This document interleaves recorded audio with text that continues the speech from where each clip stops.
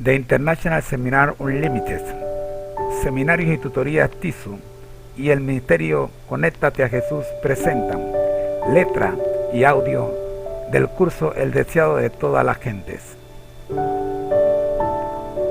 Queridos hermanos, queremos recordarles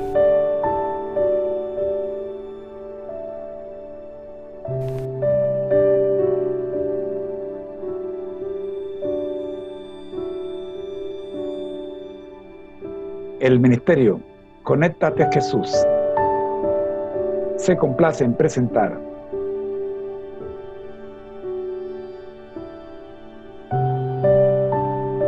una contribución de seminarios TISU.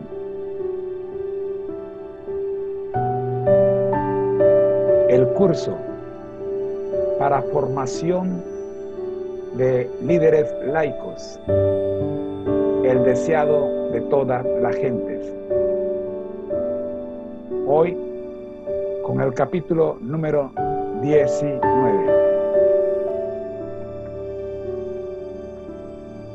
cuyo título es Junto al Pozo de Jacob.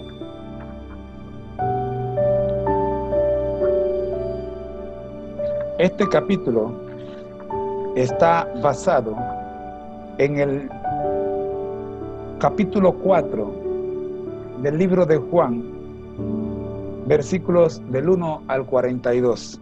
Bien, es tiempo de orar. Gracias te damos, Señor, por permitirnos en esta hora grabar este video para beneficio no solo de los que están tomando el curso El Deseo de Toda la Gente, sino para beneficio de todo aquel que haga una parada en este canal. Hacemos este esfuerzo, Señor, porque queremos que todos tengamos un encuentro personal con Jesús. Oramos en el nombre de Jesús. Amén. Agradecemos al Ministerio Lecturas de Esperanza por el audio que a continuación vamos a escuchar. El Deseado de Todas las Gentes, capítulo 19, junto al Pozo de Jacob. En viaje a Galilea, Jesús pasó por Samaria. Era ya mediodía cuando llegó al hermoso valle de Siquén. A la entrada de dicho valle se hallaba el Pozo de Jacob. Cansado de viajar, se sentó allí para descansar, mientras sus discípulos iban a comprar provisiones. Los judíos y los samaritanos eran acérrimos enemigos, y en cuanto les era posible, evitaban todo trato unos con otros. Los rabinos tenían por lícito el negociar con los samaritanos en caso de necesidad, pero condenaban todo trato social con ellos. Un judío no debía pedir nada prestado a un samaritano, ni aun un bocado de pan o un vaso de agua. Los discípulos, al ir a comprar alimentos, obraban en armonía con la costumbre de su nación, pero no podían ir más allá. El pedir un favor a los samaritanos o el tratar de beneficiarlos en alguna manera no podía cruzar siquiera por la mente de los discípulos de Cristo. Mientras Jesús estaba sentado sobre el brocal del pozo, se sentía débil por el hambre y la sed. El viaje hecho desde la mañana había sido largo y se hallaba ahora bajo los rayos del sol de mediodía. Su sed era intensificada por la evocación del agua fresca que estaba tan cerca, aunque inaccesible para él, porque no tenían cuerda ni cántaro, y el pozo era hondo.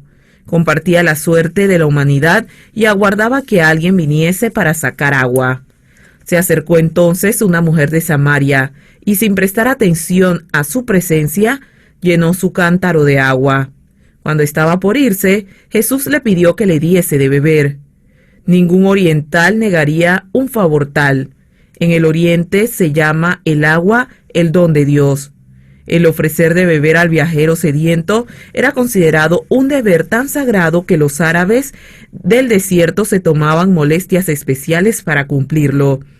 El odio que reinaba entre los judíos y los samaritanos impidió a la mujer ofrecer un favor a Jesús, pero el Salvador estaba tratando de hallar la llave de su corazón, y con el tacto nacido del amor divino, él no ofreció un favor, sino que lo pidió.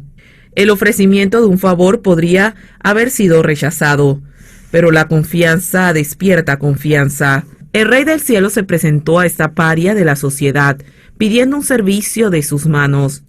El que había hecho el océano, el que rige las aguas del abismo, el que abrió los manantiales y los canales de la tierra, descansó de sus fatigas junto al pozo de Jacob, y dependió de la bondad de una persona extraña para una cosa tan insignificante como un sorbo de agua.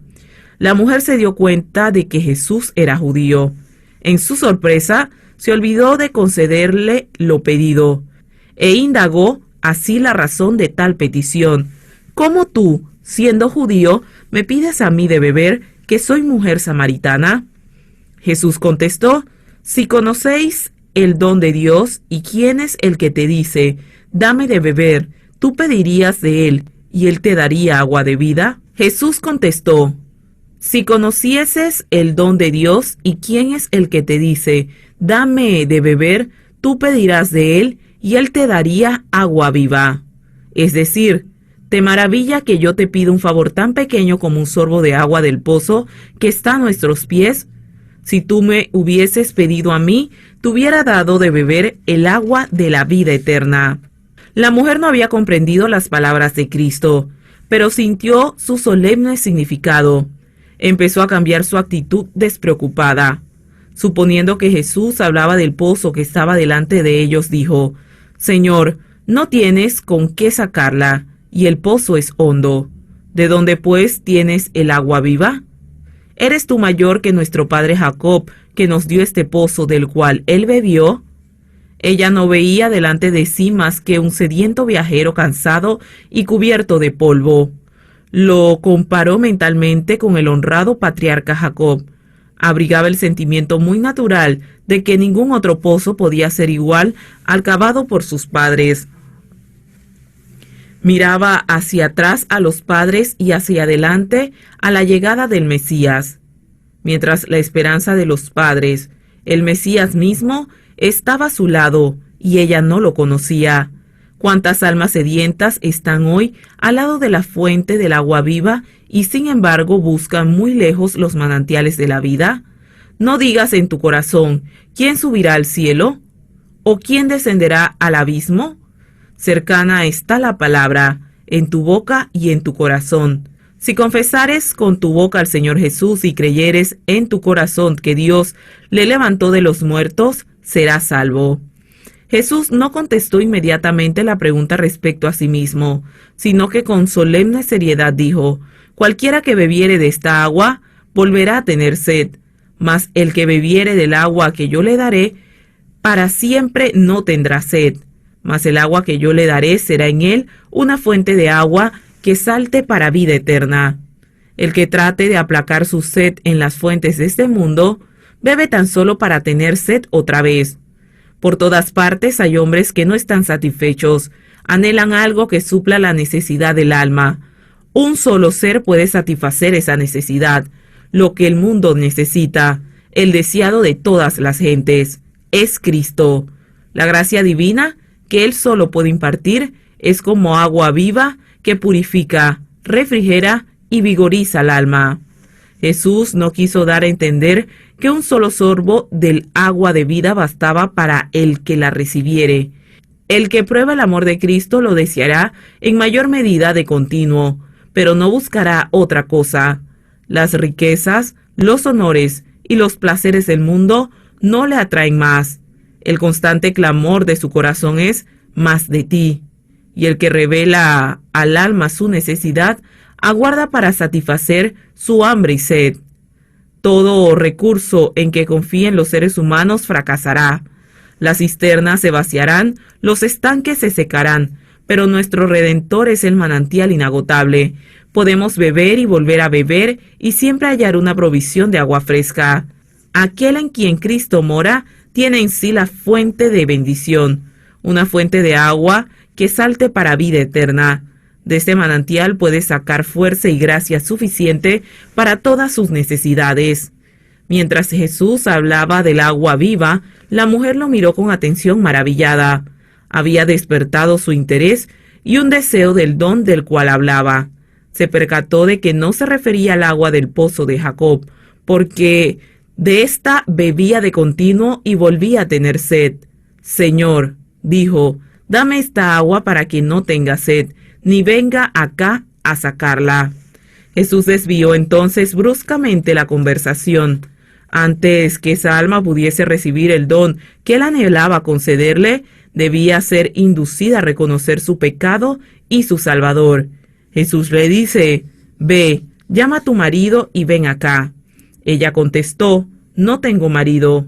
Esperaba así evitar toda pregunta en este sentido, pero el Salvador continuó, bien has dicho, no tengo marido, porque 5 maridos has tenido y el que ahora tienes no es tu marido. Esto has dicho con verdad. La interlocutora de Jesús tembló.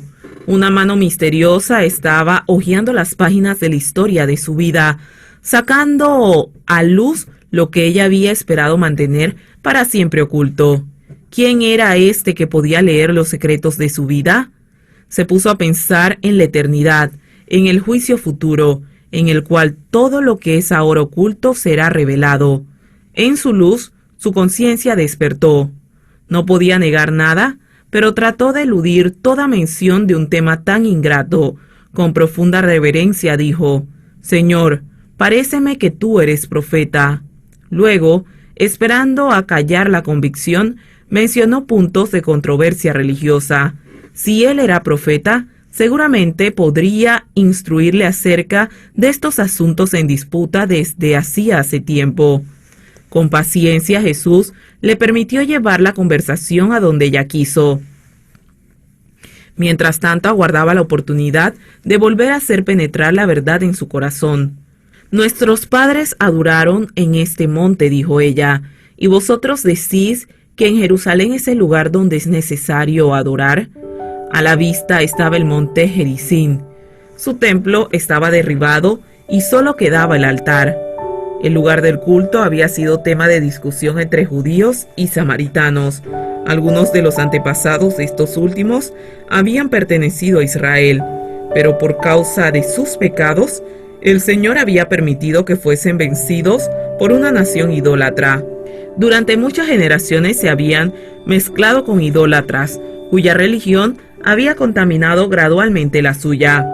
Es cierto que sostenían que sus ídolos tenían como único objeto hacerles acordar del Dios viviente, el gobernante del universo. No obstante, el pueblo había sido inducido a reverenciar sus imágenes esculpidas. Cuando el templo de Jerusalén fue reconstruido en los días de Esdras, los samaritanos quisieron contribuir a su erección juntamente con los judíos. Este privilegio les fue negado y esto suscitó una amarga animosidad entre los dos pueblos. Los samaritanos edificaron un templo rival sobre el monte Gerizim. Allí adoraban de acuerdo con el ritual mosaico, aunque no reconocían completamente a la idolatría, pero los azotaron desastres. Su templo fue destruido por sus enemigos y parecían hallarse bajo una maldición, a pesar de lo cual se aferraron todavía a sus tradiciones y a sus formas de culto. No querían reconocer el templo de Jerusalén como casa de Dios, ni admitían que la religión de los judíos fuese superior a la suya. En respuesta a lo que mencionara la mujer, Jesús dijo, Mujer, créeme que la hora viene, cuando ni en este monte ni en Jerusalén adoraréis al Padre. Vosotros adoraréis lo que no sabéis. Nosotros adoramos lo que sabemos, porque la salud viene de los judíos.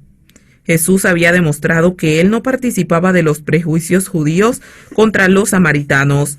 Ahora se esforzó en discutir el prejuicio de esta samaritana contra los judíos, al par que se refería al hecho de que la fe de los samaritanos estaba corrompida por la idolatría. Declaró que las grandes verdades de la redención habían sido confiadas a los judíos y que de entre ellos había de aparecer el Mesías. En las Sagradas Escrituras tenía una clara presentación del carácter de Dios y de los principios de su gobierno.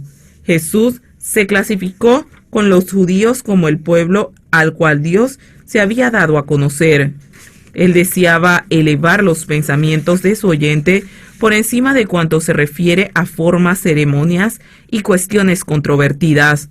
La hora viene, dijo él, y ahora es cuando los verdaderos adoradores adoran al Padre en espíritu y en verdad, porque también el Padre, tales adoradores, buscan que le adoren. Dios es espíritu, y los que le adoran en espíritu y en verdad es necesario que adoren. Aquí se declara la misma verdad que Jesús había revelado a Nicodemo cuando dijo: a menos que el hombre naciere de lo alto, no puede ver el reino de Dios. Los hombres no se ponen en comunión con el cielo visitando una montaña santa o un templo sagrado. La religión no ha de limitarse a las formas o ceremonias externas. La religión que proviene de Dios es la única que conducirá a Dios. A fin de servirle debidamente, debemos nacer del Espíritu Divino.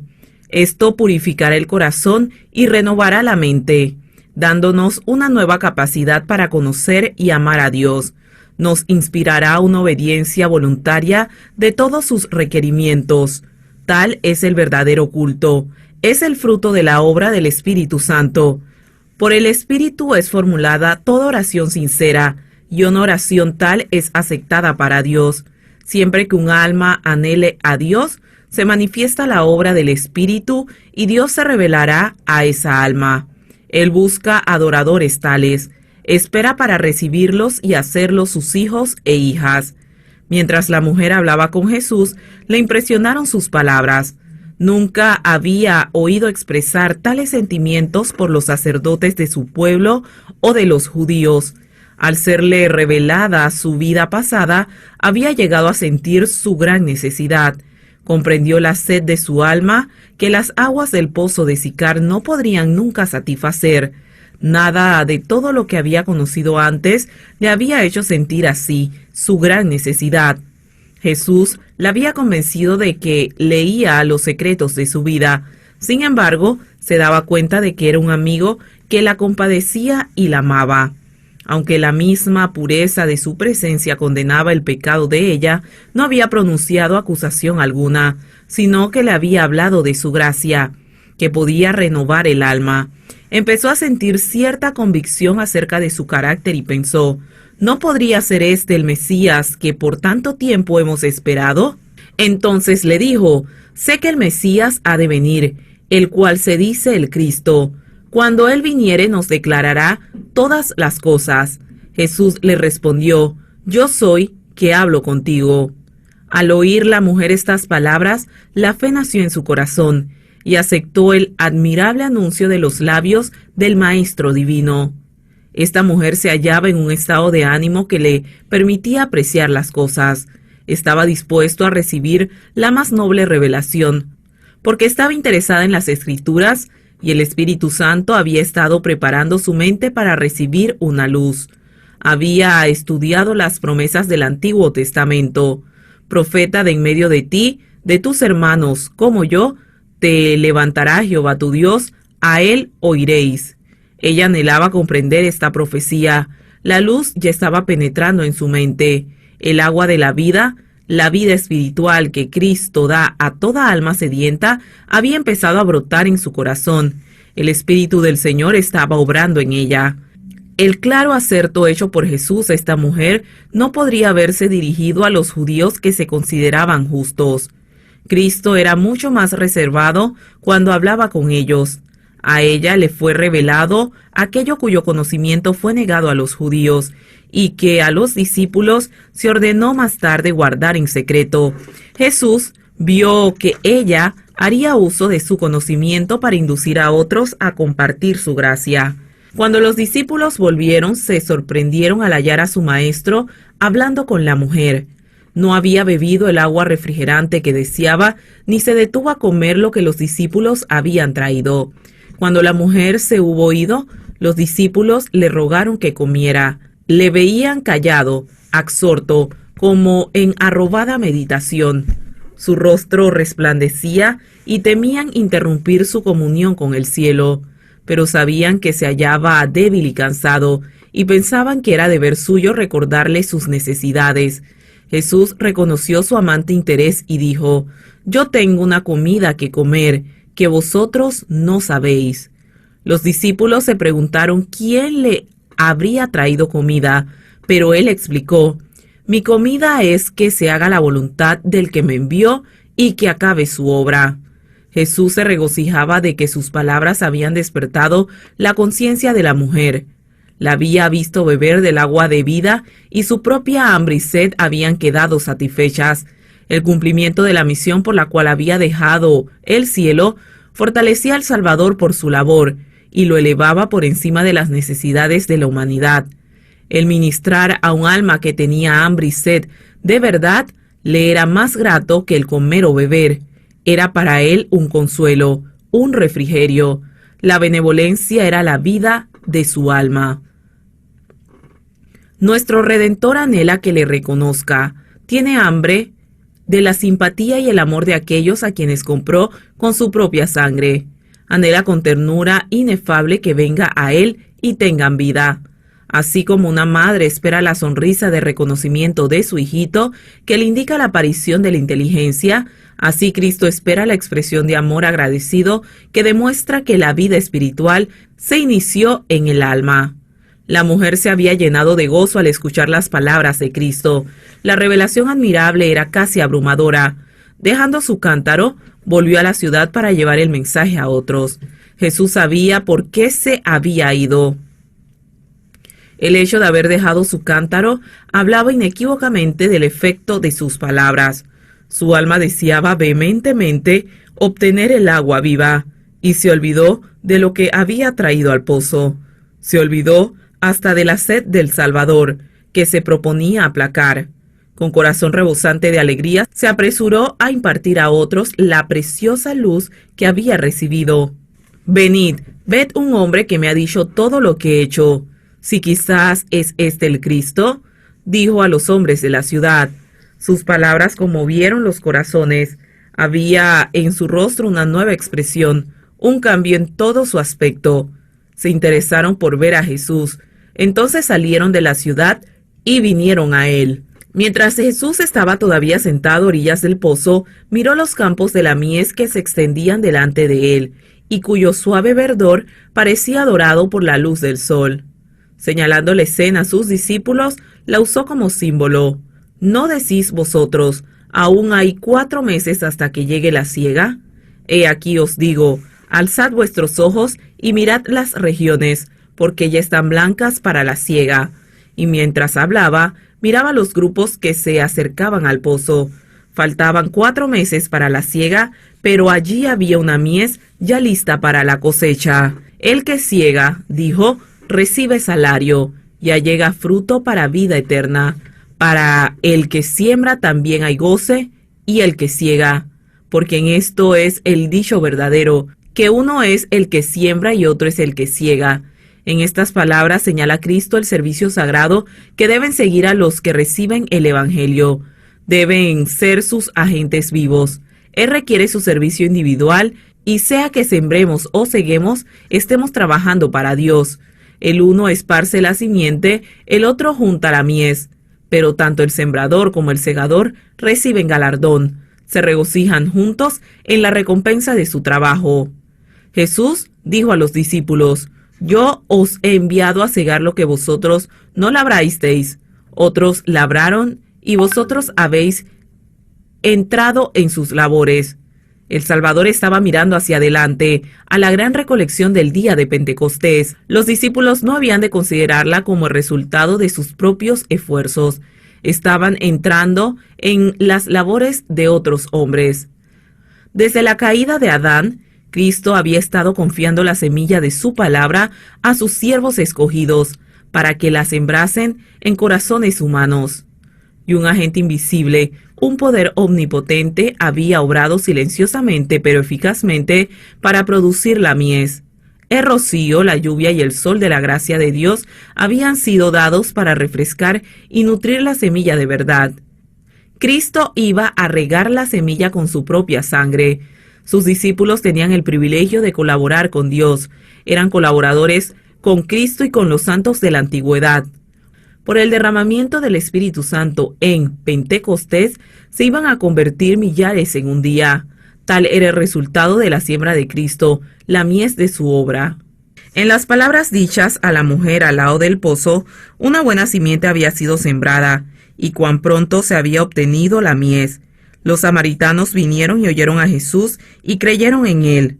Rodeándole al lado del pozo, le acosaron a preguntas, y ávidamente recibieron sus explicaciones de las muchas cosas que antes se le habían sido oscuras.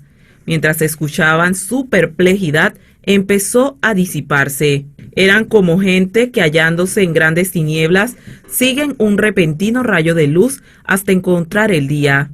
Pero no les bastaba esta corta conferencia. Ansiaban oír más y que sus amigos también oyesen a este maravilloso maestro. Le invitaron a su ciudad y le rogaron que se quedase con ellos. Permaneció pues 2 días en Samaria y muchos más creyeron en él. Los fariseos despreciaban la sencillez de Jesús, desconocían sus milagros y pedían una señal que era el Hijo de Dios. Pero los samaritanos no pidieron señal, y Jesús no hizo milagros entre ellos, fuera del que consistió en revelar los secretos de la vida de la mujer que estaba al lado del pozo. Sin embargo, muchos le recibieron.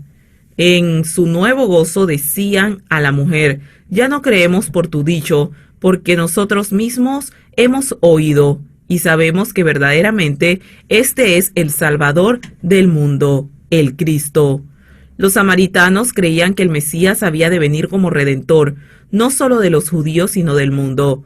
El Espíritu Santo, por medio de Moisés, le había anunciado como profeta enviado de Dios.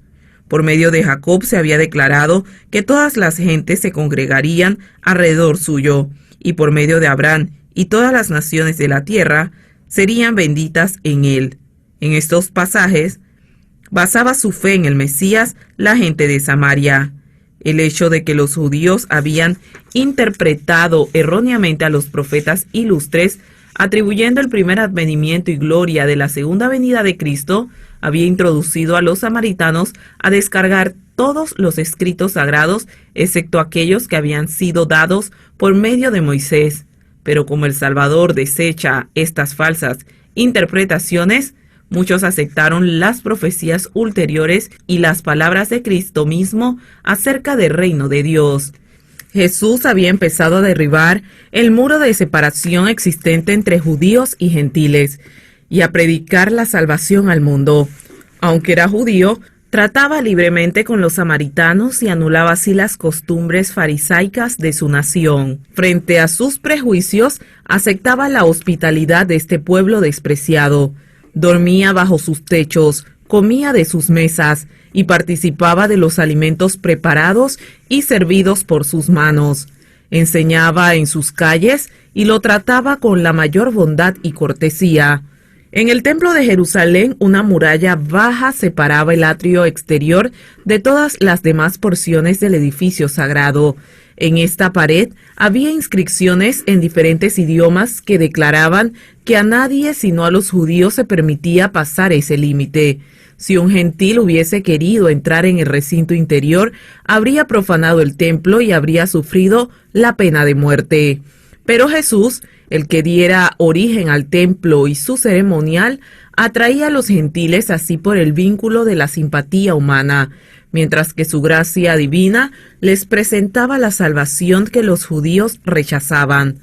La estada de Jesús en Samaria estaba destinada a ser una bendición para sus discípulos, que estaban todavía bajo la influencia del fanatismo judío. Creían que la lealtad de su propia nación requería de ellos que albergasen enemistad hacia los samaritanos. Les admiraba la conducta de Jesús. No podían negarse a seguir su ejemplo y durante los días que pasaron en Samaria, la fidelidad a él dominó sus prejuicios, pero en su corazón no se conformaban. Tardaron mucho en aprender que su desprecio y odio debían ser reemplazados por la piedad y la simpatía, pero después de la ascensión del Señor, recordaron sus lecciones con nuevo significado. Después del derramamiento del Espíritu Santo, recordaron la mirada del Salvador, sus palabras, el respeto y la ternura de su conducta hacia estos extraños despreciados. Cuando Pedro fue a predicar en Samaria, manifestó el mismo espíritu en su obra. Cuando Juan fue llamado a Éfeso y Esmirna, recordó el incidente de Siquén y se llenó de gratitud hacia el divino maestro, quien, previendo las dificultades que debían arrostrar, les había ayudado por su propio ejemplo. El Salvador continúa realizando hoy la misma obra que cuando ofreció el agua de vida a la mujer samaritana. Los que se llaman sus discípulos pueden despreciar y rehuir a los parias, pero el amor de él hacia los hombres no se deja desviar por ninguna circunstancia de nacimiento, nacionalidad o condición de vida. A toda alma, por pecaminosa que sea, Jesús dice: si me pidieres, yo te daría del agua de la vida. No debemos estrechar la invitación del Evangelio y presentarla solamente a unos pocos elegidos, que suponemos nosotros nos honrarán aceptándola.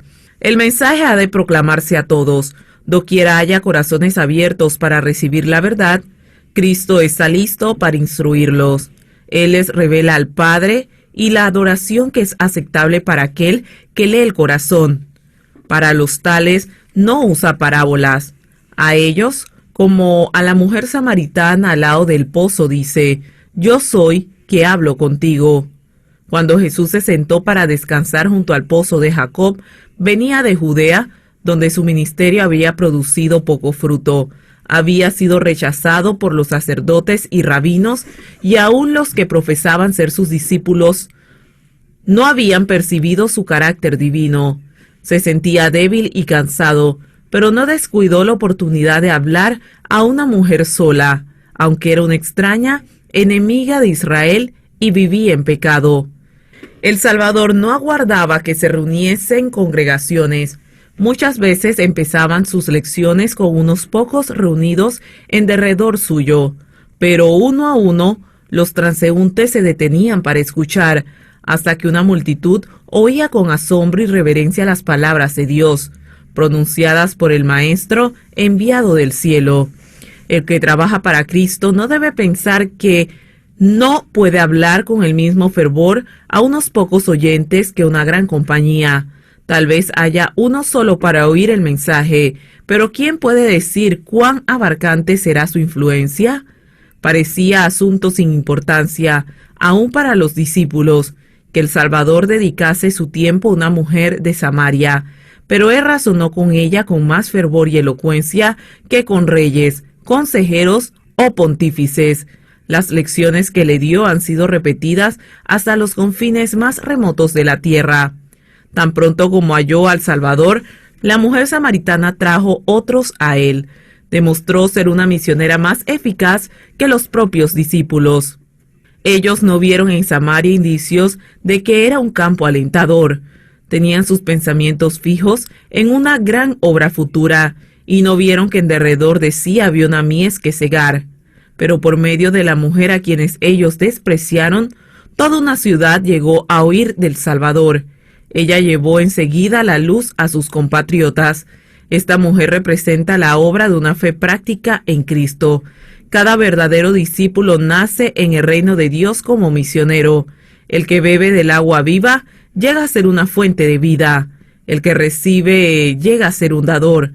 La gracia de Cristo en el alma es como un manantial en el desierto, cuyas aguas surgen para refrescar a todos y da a quienes están por perecer avidez de beber el agua de vida. El deseado de todas las gentes, capítulo 19.